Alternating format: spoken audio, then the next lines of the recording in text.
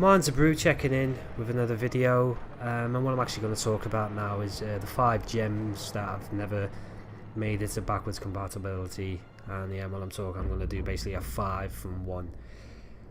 And yeah, at number 5, this is Sniper Elite V2. Don't know if anyone's ever played this, but it's a really decent game. World War II sniping game. I think the environments in this game are really good, you know.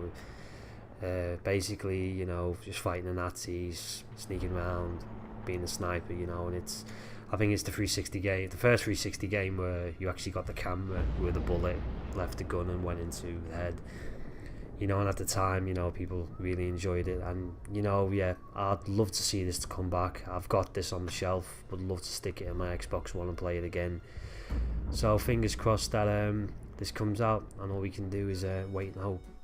Number 4 is the Saboteur. This game for me is probably one of the most underrated games that I've ever played, to be honest, because when the game come out, what reviews I read about it, they basically said it was just basically an average game, but when I actually bought this game, I actually bought it second hand, and I was blown away by it. It's such a really good game. It's kind of like a Grand Theft Auto game set in, say, 1940s, 1950s Paris, and the game kind of goes from black and white to colour, and you're basically just walking around, running around, doing missions and stuff like that, and I really enjoyed this game. It's great, and sadly heard about the studio apparently shut down a couple of months after the game was released, which is a shame. So in a way, I think we probably won't ever see this come on backwards compatibility, but you never know.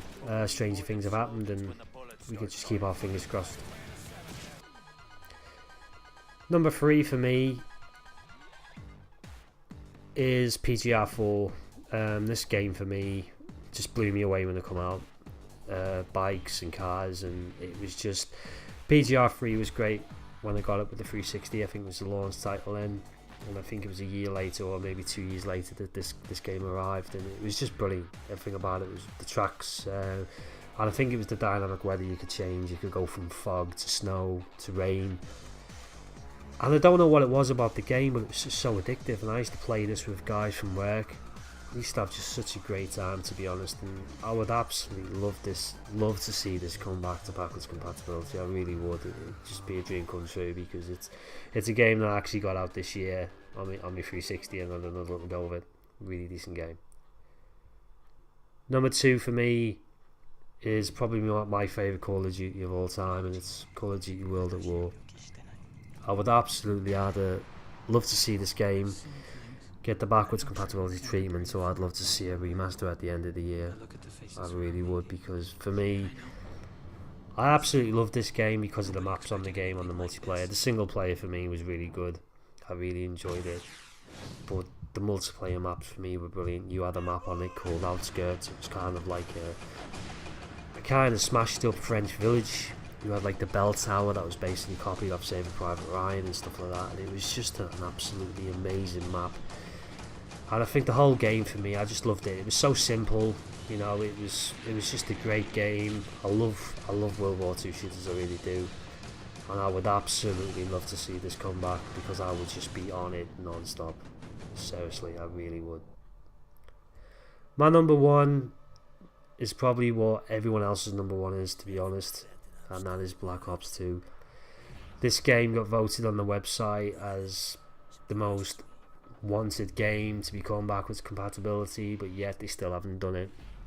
It was kind of a race between Red Dead Redemption and this, and Red Dead Redemption was number 1 for quite a while, and then in the end this just kind of just jumped over the shoulders of Red Dead Redemption, and I think it's still number 1 even now. And for me, I don't understand why they don't release it, because it's such a fan favourite and people are still playing it on the 360 and the PS3.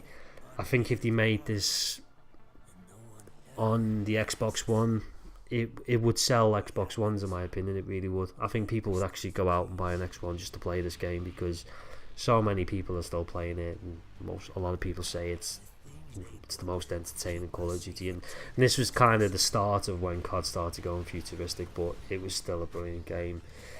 You know, they released Nuketown again. It was just as great as Black Ops 1, and it was a great game, and I think that's why so many people were looking forward to Black Ops 3, because of this game, because Everyone loved Treyarch, you know. Everyone was like, oh, you know, can't wait for this, and yeah, you know, all we can do is hope and wait that one day we'll get a chance. You know, it'd be great if we could get this, you know, in a couple of months' time. I don't think we ever will, to be honest, but you never know, you know, because I would absolutely love this game to come over to the Xbox One. I really would.